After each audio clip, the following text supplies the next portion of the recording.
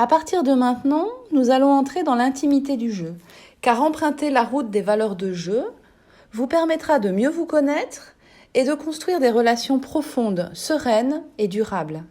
Depuis les débuts de l'humanité, être en sécurité fait partie des priorités de l'être humain. C'est pourquoi c'est une priorité dans le souci de jeu d'entretenir la continuité de sa lignée. Jeu a appris par sa lignée et son histoire familiale qu'assurer sa sécurité est important. Tous les jeux du monde cherchent d'une manière ou d'une autre à assurer leur propre sécurité et à assurer une continuité de leur lignée.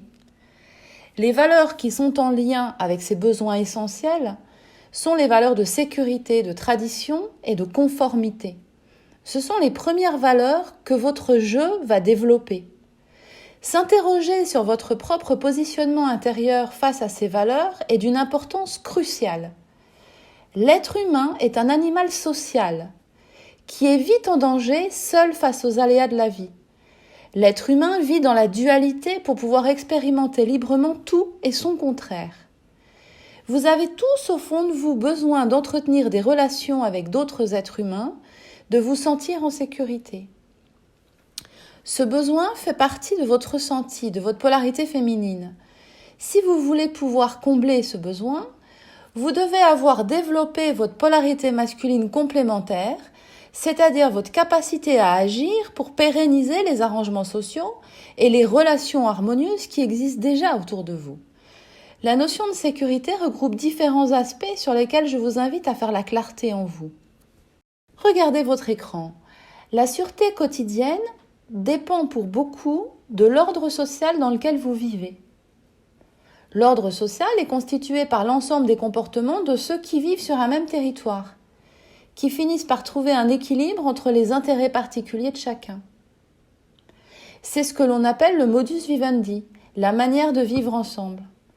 À quel point cette valeur a-t-elle du sens pour vous ?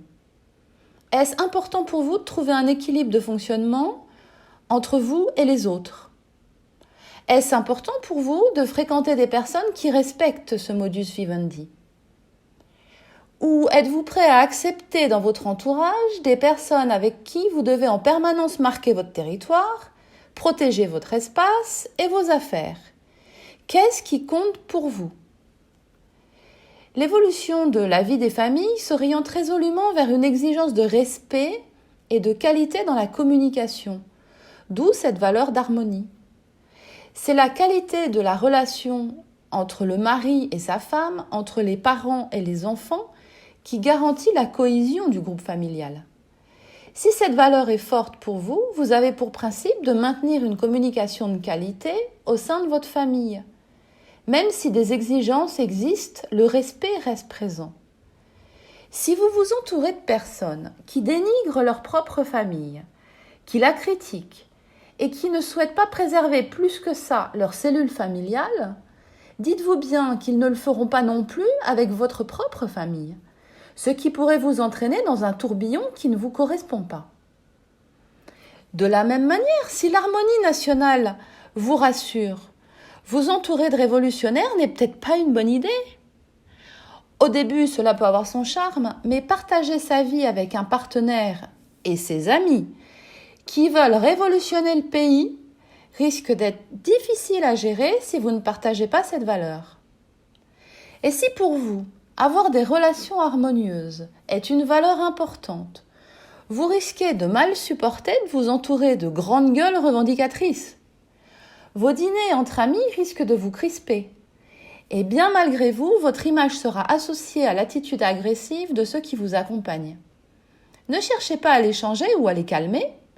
Vous ne pouvez pas changer les valeurs profondes auxquelles les individus ont décidé d'adhérer. Il n'y a qu'eux qui peuvent décider d'en changer, par une prise de conscience massive et une action en cohérence. D'autre part, ceux qui vous entourent cherchent-ils à protéger la relation qu'ils ont avec vous ? La faire vivre et la chérir ? Ou se bornent-ils à profiter le plus possible, instant après instant, tout en sachant qu'un jour ou l'autre, ils risquent de vous perdre ? La propreté fait aussi partie de la valeur sécurité. C'est grâce à la propreté que vous évitez la prolifération des insectes et autres parasites chez vous. que vous évitez certaines maladies et que vous vivez dans un espace où vous vous sentez bien.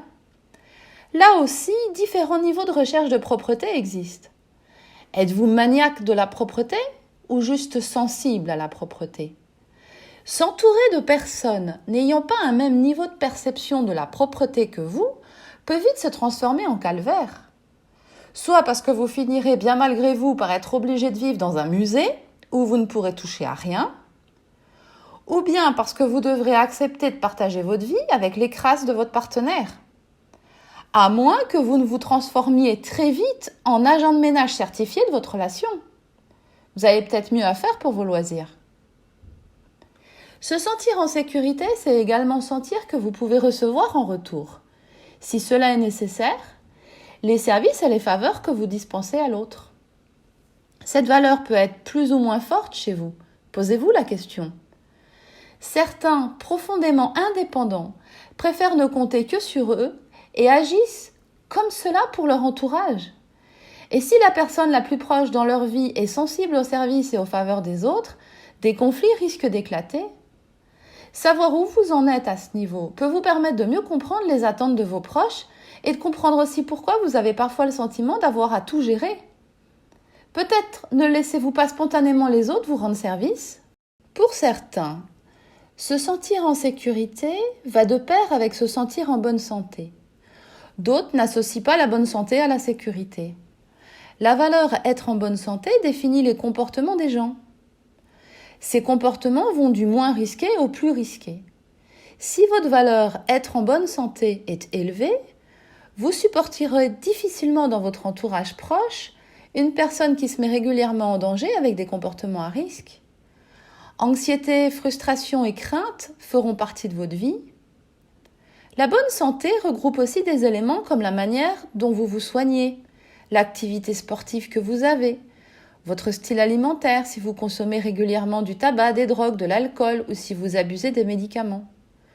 Où avez-vous placé le curseur être en bonne santé dans votre vie ? Êtes-vous en harmonie entre ce que vous souhaitez pour votre santé et puis ce que vous faites ? De la même manière, j'imagine que vous souhaitez être entouré de personnes en bonne santé. Ces personnes souhaitent également être entourées de personnes en bonne santé. Si vous souhaitez leur plaire, il est peut-être temps de prendre en charge votre santé et de vous donner un corps sain. La modération des pulsions fait aussi partie de la valeur sécurité. Si vous vous emportez régulièrement, ne vous attendez pas à plaire à ceux qui ont une valeur sécurité élevée.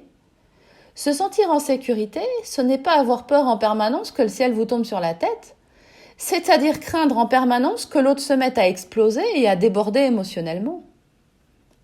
Le sentiment d'appartenance fait également partie de la valeur sécurité. Le sentiment d'appartenance est quelque chose qui se construit peu à peu. Le partage d'une même réalité, de valeurs ou d'objectifs communs, crée un terrain favorable à une mémoire commune. Il nécessite en plus, pour se développer, une qualité d'interaction entre les personnes. Ce qui contribue au fait que vous vous sentez bien et que votre valeur semble reconnue au sein d'un groupe particulier. Fort de cette connaissance, vous avez envie de vous engager davantage, de donner le meilleur de vous-même et de vous identifier avec une certaine fierté à ce groupe dont vous faites partie.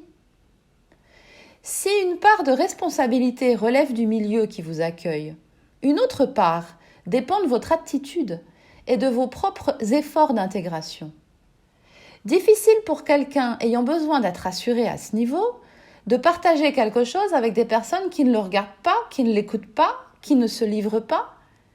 Vous êtes parfois obligé de fréquenter ce genre de personnes sans comprendre pourquoi vous ressentez de la frustration. Mesurez maintenant l'importance que ce sentiment d'appartenance a pour vous. Cela vous permettra de faire le lien. Vous pourrez alors trouver une voie qui comble ce besoin. La sécurité quotidienne est aussi une valeur très forte. Avoir un toit, ne pas manquer d'argent, pouvoir sortir de chez soi sans être harcelé. Certains n'ont absolument aucune charge émotionnelle sur cette valeur. Ils ne trouvent pas leur équilibre dans la sécurité quotidienne. Ils naviguent avec bonheur au milieu de la jungle, sans un sou en poche. Ils sont fans des expériences de survie au milieu de nulle part. Trouvez ce qui est votre minimum nécessaire pour vous sentir bien.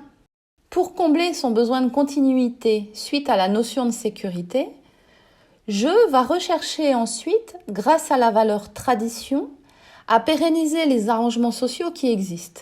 C'est ce que nous verrons dans la prochaine vidéo. Si cette vidéo vous a plu, n'oubliez pas de liker et abonnez-vous à ma chaîne pour découvrir la suite.